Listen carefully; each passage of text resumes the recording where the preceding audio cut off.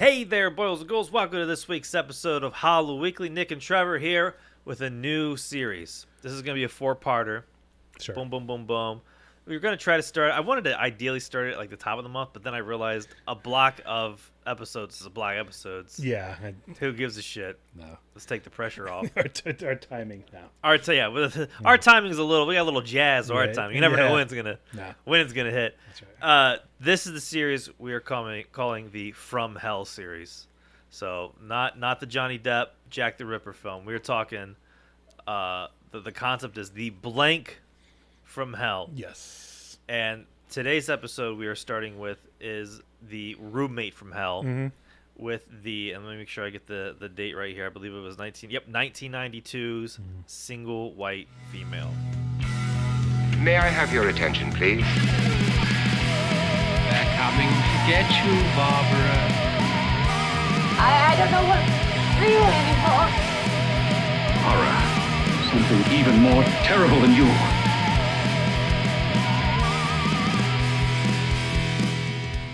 I like smack dab in the middle of the From Hell movies. Like, because they were big. Oh, was it a craze? This was Yeah. I think that was where it was like full blown. Because it's like a high budget movie. It made, and I'm looking at the box office here. This is a $92, I believe. Yeah. 84 million. That's a lot. Hubba. That's a lot for that. Damn. That's a lot. Because a lot of movies, like back in that day, I think they'd come out and they'd be like, "Can you believe it? We made $30 million." Exactly, yeah. And you're like, nowadays you hear like any other film making $30 million, and it's like, oh, okay, great. Yeah. But this movie back in 92 pulling in 84. That's a lot. Yeah. So the first episode we're doing is the roommate from hell. There's a movie that I have not seen that I've always wanted to see, which I believe, correct me if I'm wrong, this is going to be the Tenant from hell, Yes. and that's going to be Pacific Heights. Yes. Did we say this was a single white female? This one's single white female. Yeah, I think it was single white female.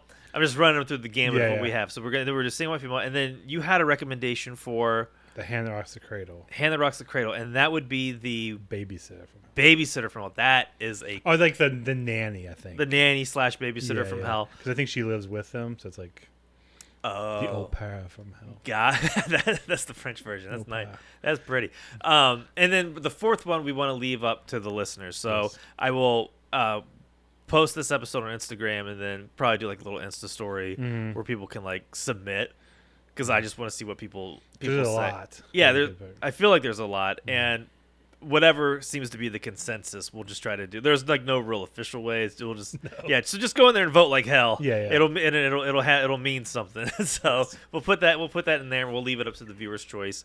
But these are all movies that I personally haven't seen before. You were familiar with Single White Female quite a bit, right? Yeah, like the chunk that we're doing right now is pretty much all of my prime movie going experience. Oh, really? I didn't know that. Like yeah, like all those movies are like prime, like Friday night, there it is, let's go see it. Oh, so you saw like the real deal Holyfield version of these. Yeah. Every Friday night we'd go see something, and these were like some of the bigger ones that we'd go see. And the 90s, 90s From Hell movies are like classics for me. That's awesome. Yeah. So Because it was just it's like the Die Hard premise. Like once Die Hard hits, you're like, oh, everything's just Die Hard and a whatever. Or oh, right. And this is the same thing. It's like whatever from hell. Once they figured out that formula, which I think they did. Right. I'm not sure when the first type Where of it movie hit like that where it hit is, the but stride. but the 80s and 90s just like took it and ran with it. So Because people I think were, and like that was just the right time for those types of movies. yeah, you get in these rhythms where like for I think horror, like the torture porn seems to be one of the more recent phases of we can just make a lot of these, like the self-referential type of stuff. Yeah. So we saw this movie, God, a couple months ago now. It's been a minute. We've been sitting with it for a while, but I've been thinking about it a lot. Like this movie really hit the spot. Yes. We saw it because we were just talking about this. If you haven't listened to this, I've probably posted the bonus Evil Dead episode by now, or I think that'll be going this weekend. I think, yeah, because this will come on Thursday. Keep an eye out there. we like to talk about how you view the film does affect Yes. how you feel about it. Yes. And this was our first venture, because we are a Los Angeles podcast, to the Los Feliz 3. Yes. That was your first time there, right? That was it. Or had you been there before? Do you remember? No, I've never been there before, actually. So this was our fresh. Yeah. Going in there. Yeah. Great theater. I've been in that area, and you've been in that area as well, but we've never been to the theater. Yeah. Oh yeah, we'd go to the restaurant. There's a restaurant there. There's House of Pies. We got pies afterwards. Oh yeah, we got pies afterwards. That was fun. Yeah. Oh, we had a nice little evening. We saw a single. Oh, I think it was my anniversary. Oh, that's right. Yeah. I was taking off. I was like, I'm seeing the single white female for our anniversary. Happy anniversary. Happy anniversary. I'll bring back. I'll bring back pie. It seems like a fairly even trade. That theater though is fantastic. Mm-hmm. Yeah. Because if you're familiar with like the theaters in LA, a lot of like the first one usually comes up is like the New Beverly, the Los Feliz 3, the Arrow in Santa Monica, the Egyptian. There's a handful of others. Vidiot's, which just opened up. Yeah. Oh, what's playing at Vidiot's on August 29th? What?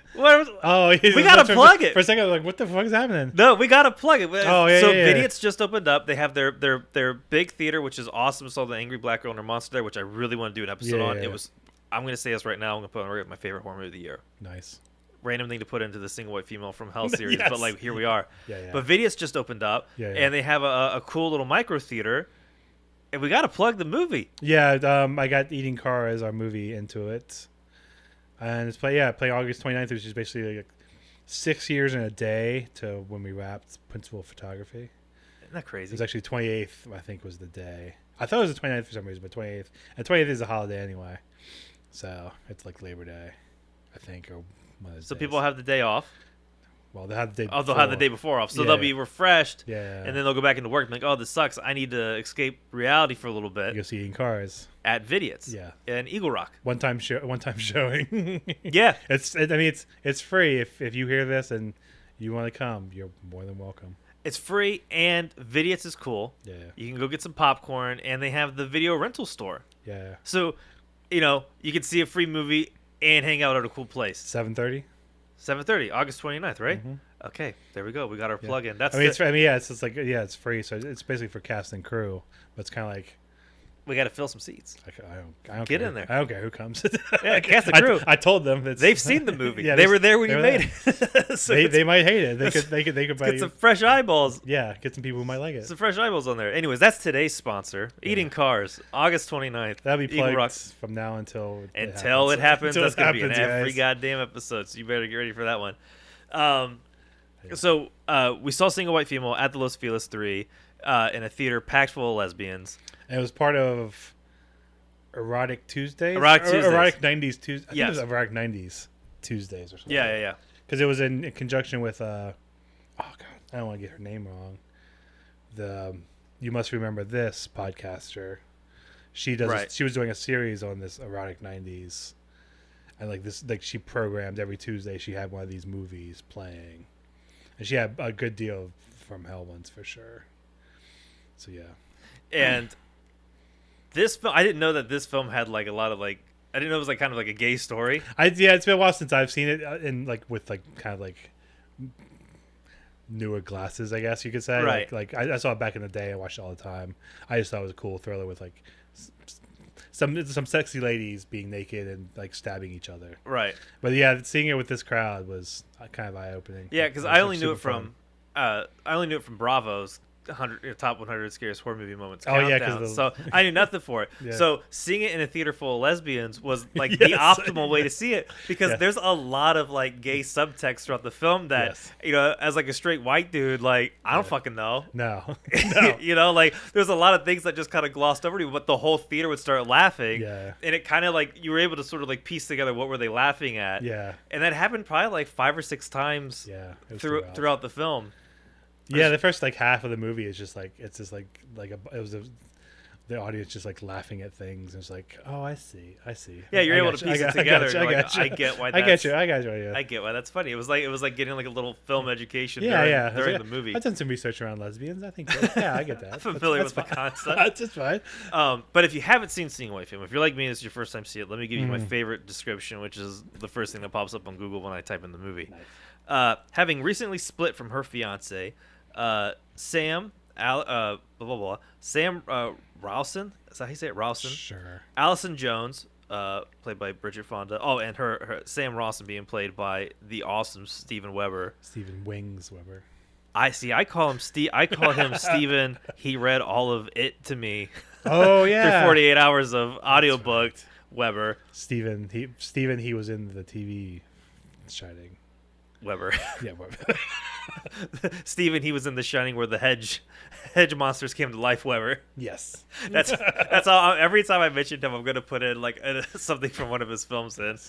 So Sam Rowson, played by Steven Weber. Allison Jones, played by Bridget Fonda, who I named my car after because my first car was a gold Honda that I called Jane Honda. Then I got my new one and I called it Bridget Honda, but it didn't really stick. So now we call it the Rolls Royce. So, but Bridget Fonda was there. Welcomes her new roommate, Hedra Carlson, played by Jennifer Jason Leigh. The young woman quickly forms a bond, but as Allison starts to rethink her engagement, Hedra, am I saying that right? Hedra? I think it's Hedger. Yeah. Hedra grows jealous and hostile. As Allison learns new details about her roommate's life, Hedra gets violent in her efforts to get Sam out of the picture, with Hedra turning more menacing by the minute. Allison finally understands what she's up against. And sexy. This movie, She becomes terrifying and sexy.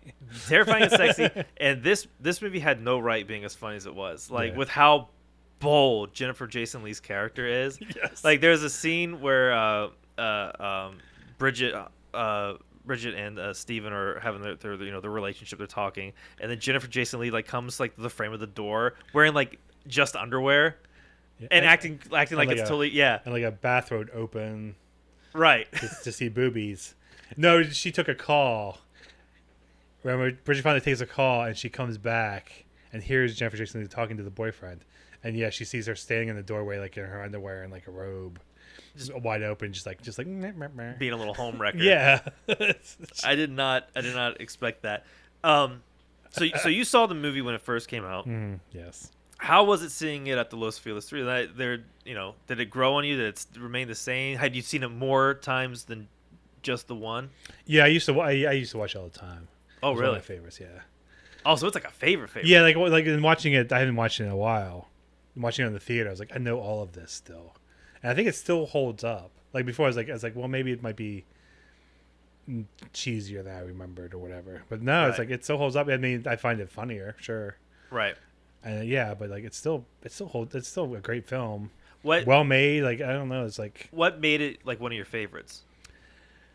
I mean, I like Jennifer Jason Leigh a lot. Right. I always have, and her and Bridget Fonda. I like Bridget Fonda a lot too. Mm-hmm. I mean, I was like a 16, 17-year-old boy, so it's like these two ladies constantly getting naked, and Right. that helps that it's a great movie too. Like kind of like this Yeah. thriller movie. I don't know. Like I like the stuff at the end where they fight. Mm-hmm. The fighting stuff is great. I mean, it kind of like clicks all the boxes for me as a young man in Right. the 90s. How about now? Like when we rewatched it, did anything like what hit different? I think it's just like it's so well done. It's like all the beats that are coming, Right. but they're done so well. It's done in such a well way. You don't mind that you kind of see where it's going. Yeah. It's going the entire time for most part. Yeah, I felt that when we were watching it, and it was one of those things where it knew that you knew the dance moves on the floor, Yeah. but they were going to execute each one of those steps perfectly. Yes. Whereas other films, they would sort of lead you know where they're going, and then something's not done real well. Whether the effects are okay, maybe it's shot Yeah. not bad, or maybe the acting's not great. This film doesn't have any of those Yeah. problems. Like when the thing that you think is going to comes up, they show up. Yes. I think it's one of those movies where like if you'd seen it in the 90s, you might think it was just kind of a dumb thriller, but like watching it now, you're kind of like, oh, I think it's smarter than it's given credit for. I think it knows what kind of movie it is, and it does it really well. And it's also kind of mind blowing to think that this movie came out in like 1992. Mm-hmm. Because like even like in the early 90s, I mean even up to like the early aughts, like like it was crazy to have like like Rosie O'Donnell and shit like that. Like Ellen said she was gay and they canceled her show. Yes. And the fact that this movie went so hard in the paint and just didn't give a fuck. Like when you watch it now, you're just like, how did anybody not know? But like people didn't know.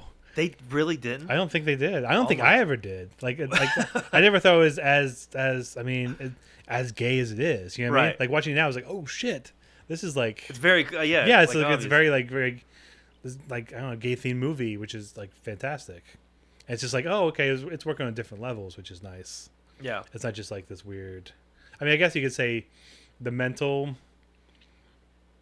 health of Jennifer Jason Leigh in the movie, like the kind of mental problems, right? That might be a little like problematic, right? But I didn't think it was that bad. They don't really say that what's wrong with her, right? She might have had. I think she had issues, and they just never kind of. There's a lot for you to like, come up with yourself without them like saying something kind of awful. Yeah. They didn't go so far to say, "Oh, it's because of this." Yeah, they just kind of like hint at a lot of stuff that she just had problems.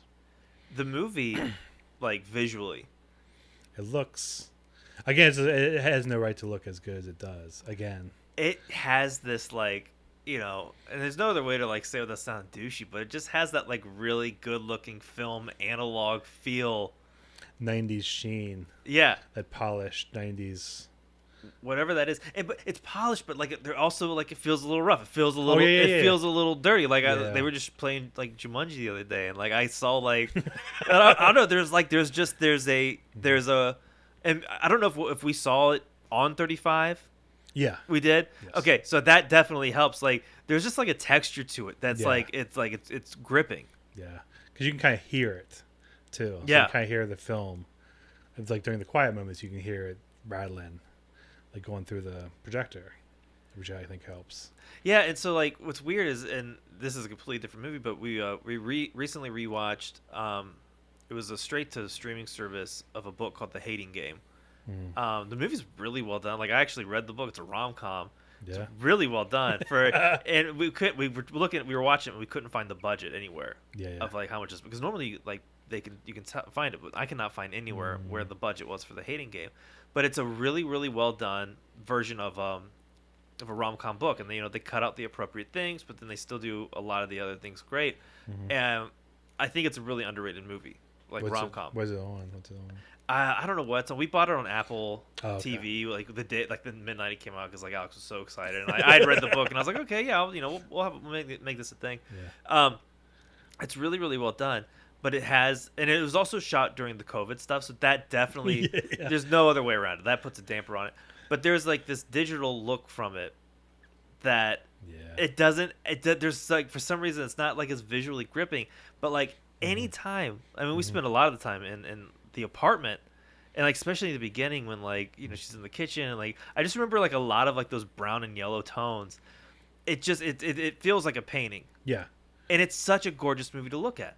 Yeah, because they always have like light coming through the windows, yes. like grimy windows, and like there's like rust on like the grates and stuff like that. Yeah, it's just like a great looking movie, and like which I don't think you would see done today. You know what I mean? Like given as much care to it as you would now. I don't think you would see that now. No, you wouldn't, and like I don't know why. Like and it's like not that. Like complicated of a story either. No, but it's like a really well done thriller. Oh, I looked it up too. The writer is a gay writer as well. Oh, okay. Don Roos, and he's done some really cool films as well. So once I saw that, I never knew who Don Roos was when I first saw this. But then when I see his name on there now, I'm like, oh, that makes more sense. A lot of dots are connected. Yeah, because he did this movie called Opposite of Sex, which is a fantastic like indie film, and like it's got a bunch of gay characters, and it's all about this teacher being gay, and it's hilarious. Oh, okay. And that makes more sense. Like, oh yeah, it was all there. Yeah, it was there all along. I was like, oh, I see what you're doing. what was cool about it is when we went to go see it, I had this hankering, and I don't know what it was, but for some reason I had this hankering for like wonky-ish 90s scores. Yes. You know what I mean? I don't know if that really describes what I'm thinking, but like there's something about these like scores that they're not like the best thing in the world, but they're not bad. Seeing White Female's score, I feel like kind of falls in that category. I think so. Because and it's mostly with 90s thrillers. Mm-hmm. They want to have like the sound and feel of like a big budget orchestra, but they like for some reason they can't. Like they don't have maybe somehow they just don't quite pull it off. But it's still really good. But something feels like it's missing from it. I think Seeing White Female had that kind of score and vibe and sound to it. Yeah, you know? Yeah. If it has like a shortcoming, it might be the soundtrack might be a little kind of on the nose a lot. But it also, but it kind of like over the top a lot, which is like again, it's just like, yeah, I can. But that's that 90s. Yeah. It's weird because like, is it weird? Is it misplaced? Okay, a little bit, but like it has that 90s thriller charm. Mm-hmm. You know? And it like, I mean, how do you describe that 90s thriller's charm? I don't know. It's like a slickness. There's like a slick 90s because it was like MTV.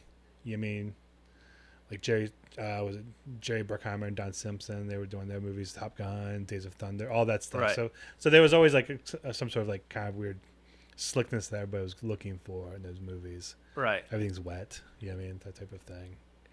It feels when you were saying, but the guy who did it was Babette Schroeder.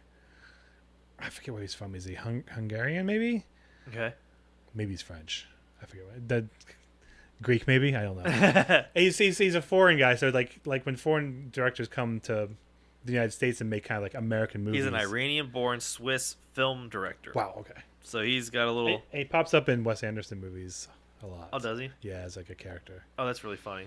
But like he had like when you see one of these guys make like an American movie, they always have like a weird kind of like just like a quirk to it. It's not quite right. Like it's a slick movie, but then there's like a little like Babette Schroeder in there. There's who was nominated for an Oscar the year before. Oh, like Reversal of Fortune was this big like Oscar movie, and then the next he follows it up with Single White Female. You don't see anybody do that anymore either. I know. like just do like your Oscar movie, just do a straight up just like 90s thriller. That's pretty badass. About ladies stabbing each other. Yeah, no, it's funny. I'd never even heard of the film he was nominated for, but I heard of Single White Female. Yeah. That's the thing too. That's hilarious. As I'm looking it up right now, it's 53% on Rotten Tomatoes and 44% audience score, so it's even worse. So I think that's awful. But when you were describing that, like, what is that 90s thriller like charm? And like when you're talking, the word that popped in my mind that this film was like, it felt very earnest. Like it felt like they were really they weren't trying to half-ass anything. No. Like they showed up. They weren't trying to wink at the camera. No. Everything was just like straight up. Yeah, they played it straight. Yes. And there was no ifs, ands, or buts about it. No. And I think that is one of the ingredients to that 90s thriller charm, where it's just we're going to give it everything we have. We might not have the budget, or maybe they did. I don't fucking know. Yeah, I don't... You know, maybe they did, but it doesn't matter. They could go without it. Yes. But they're still going to try. It was before the kind of like the Scream self-referential type stuff. Right. Before that, everything was just like deadly serious. Yeah. It's like everything, like all the movies that we're going to watch are like kind of deathly serious about their subject. Even though it's like a Tenet, like Michael Keaton won't leave your apartment. Like that's Pacific Heights is like, what do we do? You know, it's like deadly serious. Maybe that's what it was about because we just wrapped up doing the Evil Dead Rise episode, and we were comparing that to the Evil Dead 2013, and I think that is what 13 was hitting on. Yeah, it's just like it takes itself so very, serious. very serious. Because I started rewatching it, and I watched like the first 20 minutes, and it's like deathly serious. Like it's like even it's like Diablo Cody written. It's like it's about like helping his sister, and like her friends are helping her like withdraw from drugs. Right. And that's like, the funny thing is like I was trying to figure out what that movie does right, and I thought like with characters, I was like, well, I think it's the one who's like the junkie. She's the one who survives. Right. All the ones who think they're smarter than her get their asses handed to them. Right. Because of like the doctor, the teacher, her brother, like the other, the doctor's girlfriend or the boyfriend's Right. girlfriend. And it's like, and it's something like that is kind of like might have been missing as well from the new one. That makes sense. Kind of like some sort of commentary. Right. So I gotta ask, in Bravo's top 100 scariest horror movie moments, their big scene, was when they go out shopping and they go to the hair salon. Their haircuts. Yeah, and Bridget Fonda, the whole movie is just rocking this really awesome, like just short red hair, very recognizable. It's very her. Kind of like a bob. Yeah, no one else has it. No. You could pick her out in a crowd of 1 million people Yes. easily. Yes. And then Janet Jason Leigh comes out. Jennifer Jason Leigh. I'm thinking. How dare you? Yeah, no. Jamie Lee Curtis's mother was in this movie. Janet Leigh. She came down. She screamed, and then Tony Curtis came. And it was a family. It was a whole thing. The whole thing comes down, rocking the red hair. Yes. Did that scene still hold up for you as like the pivotal? Oh shit! Actually, I think that's one of her lines. She goes, "What the fuck?" I think she did. What the fuck? Yeah. Yeah. I think she does like a thing line. You gotta be fucking kidding me. I think she says that. Yeah. I think she does like a thing. You gotta be fucking kidding me. I don't think so. I don't think it's that scary. Right. I mean, I don't think I ever did. Right. I mean, it's more of just like a ooh, like this is happening. Yeah. I think when she's like, she has more scary moments. I think too. Right. Like with the dog. The dog stuff is very kind of disturbing. Let's talk about it. This movie, and I was thinking about this the other day, is like, I think a lot of directors now, unless you're doing like really low budget horror films, are starting to shy away from killing the animals. Yeah, yeah. Because like a lot of people now Yes. like really love animals. They really love their animals. So like when a movie does it, like it's always, I think it's always been cheap. Yeah. You know, there's a couple cases where sure it's fine, whatever. But for some reason, I don't know why, it's the most adorable little dog and single white female. That I mean, technically, you don't know that she did it. Yes. She never did say that she did it. Yes. But I think that's where they kind of get away with it. Was like kind of like, well, because it's still been the boyfriend's like shoddy work. Yeah. I don't know. Yeah, he said he was gonna fix it, and he kind of put like a thing over it, and that was it. and he's not really trustworthy. No. You know, He's sleeping around. He's kind of a schlub. Yeah. But like they do kill like the most adorable puppy. Yeah. I mean, you don't see it No. at all. No, but what's awful though, this is the thing, is like for some reason I hate when movies do it. For some reason I was still really sad that they did this because like what's assumed that someone may or may not have done Yes. is that dog fell from like the top floor, and that is so like awful. You just seen that dog tumble, like. Yeah.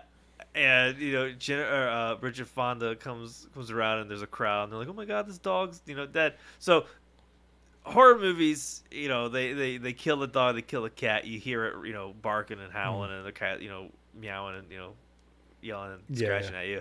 This one you just discover that it's dead, so it still sucks because it's a cute ass dog that's dead. But at least you didn't have to hear the death Or see it, or see it, see her killing it or plotting to kill it. She just kind of like is kind of a little mean to it after a while because it was supposed to like bring them together as roommates, and like it didn't really. So no. I think the worst than that is when she's watching TV and she kind of like kicks the dog away. Oh yeah. She kind of like shoos him away, but like kind of like kicks him. That's more like, oh, don't do that. Yeah, she like you see the dog like she scooches the dog. Yeah, she kind of like lifts it a little bit. Yeah. Like you could tell that she's like when they were filming that scene, like she doesn't want to hurt the dog, but like they have to sell it. Yes. You're right. You know what I mean, I think the whole theater kind of went like, oh, yeah, like they felt bad for the pooch. No, that was, she is a good. Can we talk about how great she is as a villain? She's great. She's so good. Like conniving. Yes. The whole way. Because once she's like turns, like there's a point where she just like turns. It's like she's planning on murdering. No, she's planning on taking Bridget Fonda with her, right? But using her money and this and that. It's just like she's just like planning the shit out of stuff. Yeah, she just like goes into full like creeper mode. Like it's like and that's what I'm excited about with this series, the From Hell series, is it's a like a subcategory of villain. Mm-hmm. It's not your Freddy Krueger. Mm-hmm. It's not some giant monster. It's just like a person, Like how much can a person who's not, and you know, granted, you know, Jennifer Jason Leigh in this one, like she is killing people, right? It doesn't present itself like it's this big slasher film or anything, because it's not. No. It's this weird cat. And Michael Keaton, from what I know, again, both these movies being on Bravo's countdown. Funny enough, I don't think I made Really? that. Yeah, Alright. yeah, because that's how I know of Pacific Heights, and that's how I know of single white, yeah. single white female.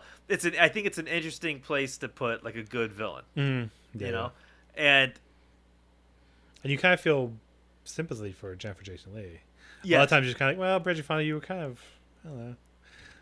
Right. She's needy, but you were kind of a dick to her too. Like you kind of like, because like at one point she's like, before she moves in, Jennifer Jason Leigh's like, there's no chance that you're gonna get back with your boyfriend, right? Because I don't want to get stuck in the middle of this. And Bridget Fonda's like, no, we're done. Well, lo and behold, the boyfriend comes back and she's stuck. You know, Jennifer Jason Leigh's like, has to move out now, and she's like, see, I told you, I knew this was gonna fucking happen. And you're kind of like, I kind of feel for you there. she was like, "Have you seen Wings?" Yeah, have you seen? Like, Have you would do the seen- same. Have you seen the TV show The Shining? It's Made for really TV? good. It's got Do lots the lions and the hedge maids come to life? Yeah, they do. Okay, I'm in. Mick Garris. Yeah, ever heard of him? Ever heard of him? He likes his neon lights. He does. Steven Weber. I mean, we talked about him a little bit because like we seem to have a little Steven Weber fanboy club. Yeah. Oh, that'd be a good T-shirt. I'm part of the Steven Steven Weber fanboy club. He is great as the sleazy boyfriend. Yeah. And he's a snack. Yeah, He's all over it. He's all over. He's got his long hair. Because this is like post. This is like post Wings too, I think. He's feeling it. So you remember from like TV show, and you see this guy like making out with Bridget Fonda and like butts and stuff. Yeah, there's He's like, wow, dude. Butts the musical. Yeah, he's like going for it. Um, But yeah, he's really good as like. no, I thought that he was great, and there was also the neighbor. I think he was the upstairs neighbor. Oh yeah. He was great too. Played by I can never say his name. It's Stefan Tobolowsky. Oh no, that's the boss. Oh, the dickhead boss. Oh my Steven god. Tobolowsky. Yeah. I forgot about the dickhead boss. Yes, because he's the one guy's like he's like basically like an attempted rapist who kind of saves her Right. at the end, kind of like helps her escape a little bit, which is like kind of a weird, Kinda like, confusing. which is a weird concept. Confusing for the modern audience. Yes, it's a weird thing to be like, wait, this rapist is gonna like hopefully save her. Like that's where she put all her eggs into this guy's basket. Yeah. I mean, he gets murdered, which is fine. He does. He does get. But you're like rooting for this guy to like. But at the same time, you're like, no, you fucking suck. Like, No, it's like get her free. Well, I mean, maybe But- shoot him too. yeah, like he end his life. Yeah, maybe he's the worst. There is a thing that they keep talking about or showing in the movie was how the voices travel through the vents. Yes. What do you think of that? I love that. I love that conceit of the vents, 90s vents. Yeah, It's everyone. always the vents. Yeah, you can hear the neighbors arguing. Yeah. And at some point, I think the movie does it kind of early, showing some stuff with the vents. Yeah, because like the boy, like she goes upstairs to commiserate with her neighbor about Sam leaving, Yeah. and at the end she's like, oh, something about like sound travels, and he's like, yeah, I hear things, and she's like all embarrassed because he's heard, he's heard them having sex or whatever. So then she tapes him up. Like at some point she tapes him up or something. And then later on, it ends up getting some very Yes. important information relayed Yes. relayed through it. Oh yeah. That's later on to talk about the events. Yeah, there's things that this movie does like that where it has good payoff. Yeah, it's a good like setup payoff type of movie. It's like a classic thing. It was done really well. Yeah, and It's not just like shoehorned in, kind of like remember this. yeah, it'll come back later. It wasn't a cheese grater. The ending though of this movie, so it plays if it plays like your standard bold action 90s thriller. Yes. The roommate comes in, things start to spin out of control. They get worse and worse and worse, and then it escalates. Now I think, and I've only seen it once, that one time at that beautiful theater where let me get real close to the mic. Where the popcorn is so good. I think it rivals the New Beverly. And I'll say this, I'm going to go on record. Better cherry Coke. Yeah, I think the cherry Coke large popcorn combo is best. at Yeah, Los Feliz. and I think the cherry Coke of the Los Feliz 3 a lot fuzzier. Mhm. A lot fuzzier. We went to go see Scarface, and I took a sip. I didn't get that fizzle. Oof. You know, No. I mean, I did a little bit, But but yeah. not like at this place. Yeah. I mean, unless it's flat cherry Cokes. Oh, then you It's fantastic. you can't really go wrong. No. Watered down by ice, still It's so fun. still good. But the ending is Single White Female. Mm. It was almost an entirely different movie. Yeah, like the last act. It completely Like, it was- just goes unhinged. Yeah, yeah, because it's like spends like a bunch of time of Jeffrey Jason Leigh preparing to like escape with Bridget Fonda, or like preparing to kill Bridget Fonda in this apartment. Just like do this, and she leaves, comes back. It's like, yeah, and she's like just stuck, and it becomes like a survival thriller. And then it goes to the basement. It goes to the base. Yeah, it's like she escapes eventually. Jeffrey Jason Leigh, Bridget Fonda escapes, and they have a fight, like shoots, and like they go into they go into an elevator and fight, go all the way down the basement. Fight into the hallway. More fighting. Almost Old Boy style. She gets like a meat hook, but what is it? Something else. It's like a meat hook, but it's not a meat hook. Right. I forget what it was from. It might be for the coals, for the fire. Yeah. It's like a to Stoke the coals or whatever. yeah. So she's walking through the hallway with that. Jeffrey Jason Leigh's walking through, like scraping it on the wall. It's almost like a horror movie at this point. They're screaming. She's like, "I'm not gonna hurt you. Come out!" And she's like slamming against the wall. Yeah, and then that's basically it. Stab. Then she gets stabbed, and that's Yeah, she stabs him with a screwdriver, right? yeah. Oh yeah, the screwdriver from the elevator that was set up. That Oh, yeah, because it was you need the screwdriver to open up the gate. it was like a rickety little Yeah. situation. Yeah. Again, they had that payoff. Set up. If they gave it to you, they were gonna solve it. Yeah. It didn't seem like it was like, look at this. Yeah, it was just a little off. You gotta jiggle this Yeah, thing, yeah. and then you're up on your way, and it ends up being the thing that saves your life from a psycho killer. Yes. I like that moment when she's preparing though, and she goes down to the basement and she's throwing away all the clothes and stuff. And Oh, she yeah. gets into the suitcase. Oh yeah, She tests the suitcase out to see if she could fit in it for like a body. Like that part is like pretty chilling. that is it. Because she pops the suitcases. She pops the suitcase out in the basement because of all this like stuff that people have left. And she pops out this like suitcase, opens it up, and Jeffrey Jason like crawls into it to see if she can fit in it, just to test it. And then she grabs it and goes upstairs. I was like, I like that. That's a great moment. That is Because without saying what's gonna happen, it's like, oh shit. like you don't have they don't have to say nothing. Everything's there. There's Although Jeffrey Jason Leigh is about a foot smaller than very- Bridget Fonda, very so small. She's a very tiny lady. I don't know if she's gonna fit in there, but There was actually forget what it was. It was one of Alex's like little murder shows. She likes to watch, true crime. And there was one where a guy went to like a Sears or Macy's, some kind of department Yeah. store, and he's like comparing the sizes of suitcases.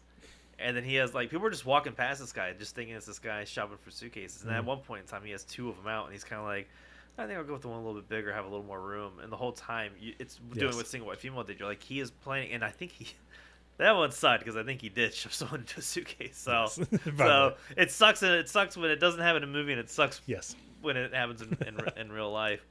No, I think this movie was to kickstart the From Hell series. I think this is.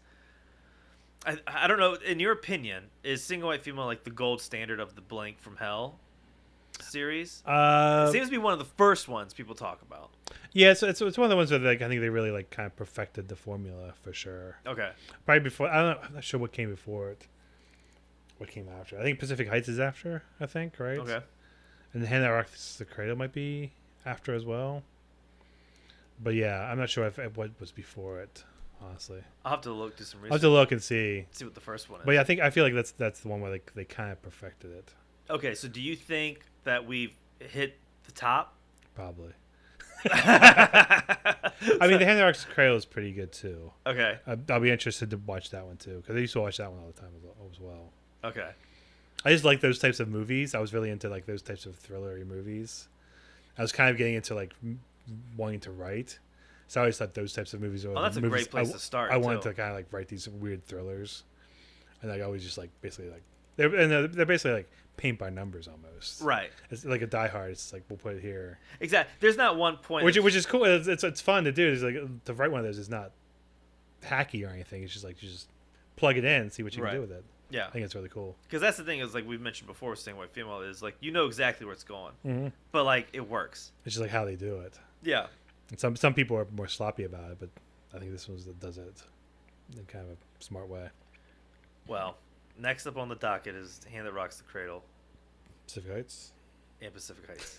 whichever one's next. Yeah, I don't know, but we can flip. We can flip a coin. I think I'm excited for either one of them. To be honest, We'll see which one's next year wise, maybe, Oh yeah, that'd be because that might be good to yeah. See where we're at. bookend it. Yeah, we'll book in it. We'll book in it like that. And I'm curious to see. So for the people listening, if you're still tuned in, I'll post a little thing on Instagram where we can start taking a tally of what blank from hell movie Yeah. to watch. I'm really curious. So we already have The Roommate. We're gonna have The Tenant. Mm-hmm. We're gonna have the what were we saying, like the babysitter slash nanny. Yeah, yeah. Nanny from hell. So yeah. whatever from hell you can put in there. Like Mm-hmm. I'm game. I'm down for almost any of them. I think it'll be interesting too to start picking out what are the tropes as well. Ooh, I didn't really think of that until just now, but I was like, well, I think if we give a second movie, we'll be able to kind of that I will think about that while we watch the next one. Yeah, the next one will be like, okay, we'll compare it to Single White Female, like, okay, they hit this one, they hit this one, they hit this one. And we could really start to compare and contrast, like who hit this note Yeah. better Yeah. or worse. I mean, I don't know how we, Or like which part of the tropes are not good. Yeah, exactly. Yeah. Oh, that's gonna be a really fun way to So yeah, it's usually a motivation. I think backstories are always a little fishy. right. They're always just like, well, he doesn't. I'm like, He's crazy. He's mean. Yeah, it's like, oh, he's doing it. Oh, she's doing it because of this, but we'll have to see. Oh, Because this Single is White Female is a exciting. good one because it's just like hinted at. Right. Oh, this is exciting. Okay, so yeah. Okay, I like this. All right, so the next one will either be the Hand That Rocks the Cradle or Pacific Heights.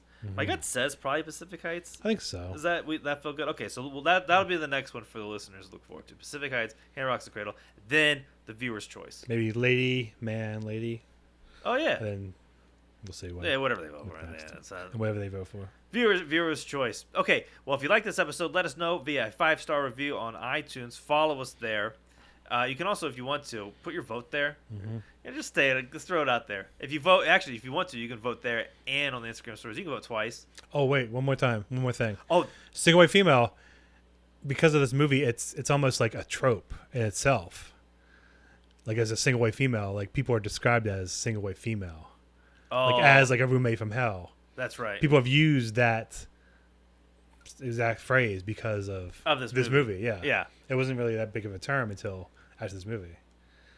That's pretty badass. So it's also I think it's like, well, you wouldn't have that type of kind of like phrase, with Especially when you live in like a big city. Yeah. And you know some people who have roommates. They're like, oh yeah, you got a single white female. Yeah, but exactly. You got a single white exactly. female. Exactly. I think we've all had a single white female. Exactly. See. At some point in time in our lives. Yeah.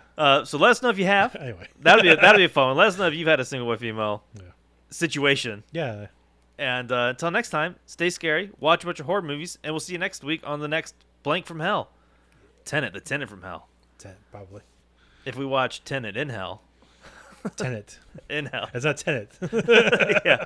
I keep getting that confused. Okay, until next time, stay scary, watch a bunch of horror movies. Talk to you guys later. Bye-bye. May I have your attention, please? They're coming to get you, Barbara. I don't know what to feel anymore. Horror. Something even more terrible than you.